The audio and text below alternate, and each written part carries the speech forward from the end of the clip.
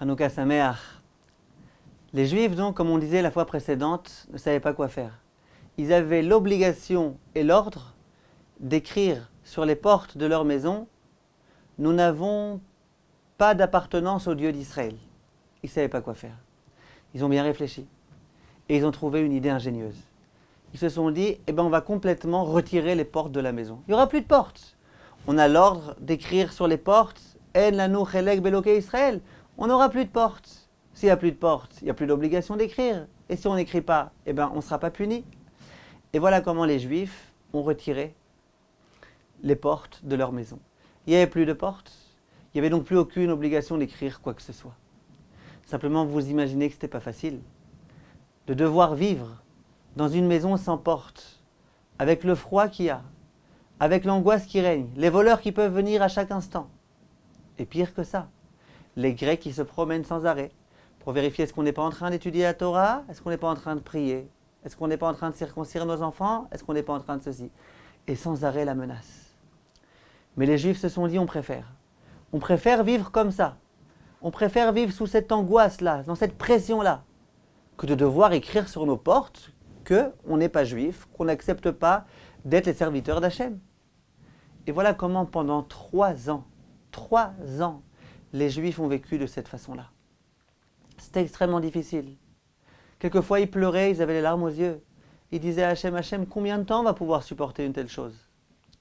Et Matityahu venait les voir et leur disait, renforcez-vous, ne vous inquiétez pas, il faut continuer à être fort. Vous verrez, vous ne perdrez rien de toute cette histoire-là. Finalement, c'est nous qui allons être les gagnants. Et sachez une chose, visiblement, c'est parce que durant toute notre vie, on n'a pas été suffisamment attentif à la mitzvah de tzedaka, de mezouza, à la mitzvah de la mezouza qu'on doit mettre sur la porte. Et visiblement, c'est pour ça. Visiblement, c'est pour ça que maintenant, on n'a plus le droit d'avoir une porte en bonne et due forme à la maison. Mais c'est pas grave, renforcez-vous, vous allez voir. Hachem nous aidera. Lorsque les Grecs ont vu qu'ils avaient beau nous obliger à écrire sur nos portes ces choses-là, et lorsqu'ils ont vu qu'on avait retiré nos portes, et lorsqu'ils ont vu que bien qu'on vivait de cette façon-là, malgré tout on continuait. On continuait à vivre, on continuait à accomplir nos mitzvot en cachette. Ils se sont dit maintenant, on va faire un nouveau décret. Quel nouveau décret? Chaque juif qui a un animal, qui a un taureau, il doit écrire sur les cornes du taureau « En li chelek beloke Israël ». Je n'ai pas de part à cette croyance-là au Dieu d'Israël. Je, sous-signé Jérôme, n'ai pas de confiance, n'ai pas de foi en Dieu d'Israël. Je, sous-signé un tel. Et les Grecs se sont dit de cette façon-là. C'est sûr, c'est clair, c'est évident que les Juifs vont devoir vendre leurs animaux. Ils ne pourront pas se permettre d'avoir un animal sur lequel il y a écrit « En li chelek beloke Israël ». Ils ne pourront pas se permettre de travailler, de labourer le champ avec un animal sur lequel il y a écrit une telle chose. Donc ils se sont dit, on va leur obliger à écrire cela. Comme ça, ils vont tous vendre leurs animaux. Ils ne pourront pas le vendre cher, parce que les non-juifs, les Grecs, savent très bien que dans tous les cas, ils n'ont rien à faire avec cet animal-là. Donc, ils pourront faire une pression et lui demander de le vendre pas cher. Ils se sont dit, et comme ça, ils n'auront plus d'animal. Ils n'auront plus d'animaux qui leur labourera leur champ. Ils n'auront plus de vaches qui pourra leur donner du lait, qui pourra leur donner du fromage. Et donc finalement, comme ça, au fur et à mesure, ils mourront de faim. Et c'est dans cet état d'esprit-là que les Grecs, avec beaucoup de sévérité, ont été vérifiés. Est-ce que sur chaque animal qui appartenait aux Juifs, il était écrit sur la corne « En li chelek beloke Israël ». Et effectivement, les Juifs, immédiatement, ont vendu leur animal. Ils se sont dit, on n'est pas d'accord, on n'écrira pas ça sur notre animal et on ne travaillera pas avec un animal sur lequel il y a écrit une telle chose. Et à nouveau, ils ont été capables de vendre leurs animaux pour ne pas en arriver là. À nouveau, c'était extrêmement difficile. Et à nouveau, ils ont commencé à réfléchir. Ils se sont demandé comment ça se fait qu'on en est arrivé là. Et ils sont arrivés à la conclusion que peut-être c'est parce qu'ils n'accomplissaient pas suffisamment le sacrifice. En tous les cas, peut-être pas avec suffisamment de générosité et d'engouement. Et c'est peut-être pour ça que maintenant, ils sont obligés, tous leurs animaux, de les vendre quasiment gratuitement. Simplement, les Yevanim, les Grecs, ne se sont pas arrêtés là. Plus tard, ils vont commencer à attraper des Juifs dans les rues, attraper un juif dans la rue et lui dire « Pourtant on t'a demandé d'écrire sur ton vêtement « En li chelek beloké Israël ». Qu'est-ce que tu fais avec ce vêtement-là » Et immédiatement, il tapait les juifs, il les punissait. Et il disait « Je vous demande, même sur vos vêtements, il faut qu'il y ait écrit « En li chelek beloké Israël ». Et la situation devenait de plus en plus infernale. Les gens rentraient dans les maisons. Les Grecs attrapaient des Juifs dans la rue. Ils tapaient les Juifs dans la rue. Ils faisaient tout ce qu'ils voulaient. Ils sont entrés dans le Sanhédrin. Ils ont renvoyé les Dayanim qui étaient là-bas. Ils ont vraiment commencé à faire tout ce qu'ils ont pu pour empêcher les Juifs d'accomplir les mitzvot. Et à chaque fois, ils essayaient, avec toute leur ruse, d'attraper des Juifs dans les situations où ils étaient en train d'étudier la Torah, d'attraper des Juifs qui accomplissaient des mitzvot, et puis ils se cachaient comme ça pour essayer de les attraper vraiment sur le vif. Ça commençait à devenir infernal. On ne pouvait plus accomplir les mitzvot. On commençait à avoir véritablement peur. Ça commençait à devenir impossible. Les Juifs ont eu une idée. Ils se sont dit, on va aller se cacher. On va quitter la ville, on va se cacher dans des grottes. Et ils ont trouvé des grottes comme ça dans lesquelles personne ne pouvait se douter de quoi que ce soit. Ils rentraient dans les grottes et ils se cachaient. Et là-bas, ils étudiaient la Torah avec tellement de plaisir. Imaginez-vous, il y avait une grotte, c'est la grotte des enfants. Il y avait des enfants qui étaient comme ça en train d'étudier. Ils avaient faim, ils avaient soif, et pourtant ils se délectaient dans leur étude. Leur enseignant leur disait, écoutez mes enfants, je sais que ça aurait été plus sympathique, plus agréable d'étudier dans le Beth Midrash, mais on ne peut plus. Maintenant on est ici, serré, on n'a pas de très bonnes conditions d'étude, mais sachez, Dieu est tellement heureux de cette étude. Dieu apprécie tellement cette étude qui sort de votre bouche. Et sachez que c'est de par votre étude, grâce à votre étude, que Dieu va enfin nous prendre en miséricorde. Et que finalement on va réussir à l'emporter. On réussira à vaincre la guerre, Bezrat Hashem. Ne vous inquiétez pas, chers enfants. Voilà les mots que disait l'enseignant. Et les enfants écoutaient, entendaient. Ils se remplissaient de Emouna en Dieu. Et continuaient à étudier avec tellement de plaisir et tellement de cœur dans cette situation tellement douloureuse, difficile et inquiétante. Les Juifs qui se trouvaient dans ces grottes-là ont continué à accomplir aussi la mitzvah de la circoncision. Et lorsqu'ils avaient des bébés auxquels il fallait faire la brit mila, ils l'accomplissaient avec joie, avec gaieté, ils faisaient tout ce qu'ils pouvaient. Et la mitzvah du Shabbat, elle aussi. Ils l'accomplissaient bimsirut nefesh, dans ces grottes-là. Il n'était pas question, chas v'shalom, d'enfreindre le Shabbat. Ce cher Shabbat-là, ce Shabbat qu'on aime tellement. Et bien évidemment, vous vous imaginez, les Grecs, ils n'avaient rien d'autre à faire qu'à aller vérifier dans les déserts, là où il y avait des grottes, est-ce qu'on ne va pas réussir à trouver des Juifs qui se cachent? Et ils allaient chercher, ici, là-bas. Et l'histoire terrible raconte qu'un jour, des soldats grecs se sont aperçus qu'il y avait une grotte. C'était une grotte gigantesque. Il y avait 1000 Juifs qui se cachaient à l'intérieur. C'était le jour de Shabbat.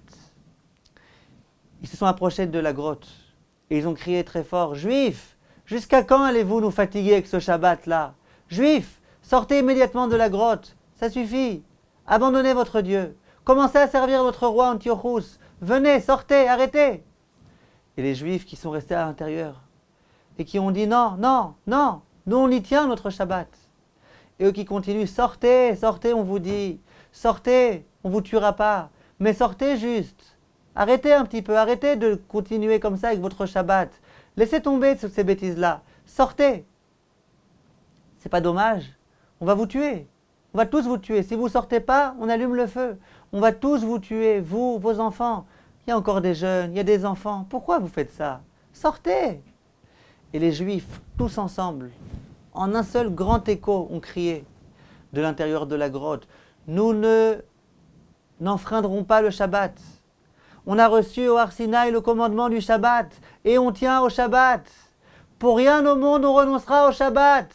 Si vous voulez nous tuer, tuez-nous. Mais nous on ne renoncera pas au Shabbat. Nos Shabbats on continuera à l'observer. Et à ce moment-là, le commandant a demandé aux autres soldats, allez rapidement couper du bois. Mettez le bois tout autour de la grotte et allumez le feu. Ils vont allumer le feu. Et les Juifs qui vont se trouver dans cette grotte, les 1000 Juifs qui étaient là-bas, vont malheureusement mourir. Ils vont mourir al Kiddush Hashem. Ils vont mourir en l'honneur de Dieu, parce qu'ils sont Juifs et parce qu'ils ont tenu à cette Torah. La Messirut Nefesh dont ont fait preuve les Juifs à ce moment-là, qui ont été prêts à mourir en l'honneur du Shabbat, ça a fait des fruits. Ça a fait des fruits, et dans les cieux, il y a eu quelque chose de particulier. Akadosh Baruch Hu enfin s'est dit, on va les aider, Bezrat Hashem. On va faire des miracles pour aider les Juifs. Et à ce moment-là, exactement à ce moment-là, les Hashmonaïm, Matityahu, va se dire, c'est fini. Maintenant, ça suffit. On ne peut plus supporter de telles choses. Jusque-là, on ne peut plus. Maintenant, on va faire une guerre. Et Matityahu s'est adressé à ses enfants. Il leur a dit, ensemble, on va faire la guerre. On va tous les tuer, les Yevanim. Bezrat Hashem, Hashem sera avec nous, il nous aidera. C'est plus possible, on ne peut plus continuer comme ça. Vous pensez, chers amis, que c'est logique? C'est logique que 6 hommes aillent se battre et prétendent pouvoir l'emporter contre des armées tellement puissantes. Mais c'est ce qui s'est passé à ce moment-là. À ce moment-là, il y a eu une Messirut Nefesh tellement grande de la part des Juifs que Hachem a donné ce courage-là, ce courage très fort, cette présomption-là que Bezrat Hashem, ils vont réussir à l'emporter. Et c'est avec cette force-là particulière, cet élan particulier qui lui a été insufflé par Hachem, que Matityahu et ses enfants vont partir au combat. Au moment où ils ont voulu se lancer au combat, ils ont vu quelque chose de particulier. Et ils ont vu ici un signe, comme quoi Hachem va les aider. Ils ont vu dans le ciel qu'il y avait 2 camps de chevaux en feu qui étaient en train de se battre. Il y avait des chevaux avec des soldats qui étaient au-dessus, avec des armes. Ils étaient en train de se battre, les uns contre les autres. Immédiatement, les Juifs, les Hashmonaïm se sont dit, ici visiblement il y a quelque chose là. On s'adresse à nous. Et puis, ils continuent à regarder exactement ce qui se passe. Et à un moment, ils disent, bon, de la même façon que ce qui se passe ici, ce qu'on voit là, c'est quelque chose de surnaturel, de la même façon, visiblement, ça veut dire que nous aussi, de façon surnaturelle, on va réussir à vaincre. Lorsque les Grecs voyaient cette apparence-là, cette chose-là, ils disaient, bah, c'est des étoiles, c'est rien du tout. Les Hashmonaïm, ils disaient, c'est pas du tout rien du tout. C'est une preuve qu'on va réussir à l'emporter. C'est une guerre de la Kedusha contre la Tum'a, de la pureté contre l'impureté. Et puis il faut qu'on y aille, il faut qu'on se batte. Et pendant 40 jours, ils ont vu ce songe-là, cette apparence-là. Et les Chachmei Israël ont dit oui, ça veut bien dire. Ça veut bien dire que nous, les Juifs, on va réussir à l'emporter. Et qu'Antiochus, il va mourir par le fil de l'épée. Les Grecs, lorsqu'ils ont entendu ça, ils ont été voir Antiochus. Il lui a dit, regarde Antiochus, les Juifs, ils ont vu des choses comme ça particulières. Et ils voient des signes divins. Et puis d'ailleurs, ils commencent à parler contre toi. Ils disent que ça signifie qu'un jour tu vas mourir complètement par le fil de l'épée. Immédiatement, Antiochus se mit en colère et il dit, encore ces Juifs, mais on va bien finir avec eux. Ils sont vraiment fatigants, ces Juifs. Allez, amenez-moi des Juifs, je vais les tuer. Amenez-moi, moi je veux voir un Juif et le tuer. Il était tellement en colère comme ça qu'il disait, amenez-moi un Juif, dès que je vois un Juif, je le tue. On continue Bezrat Hashem demain, mes chers amis. Hanouka Sameach.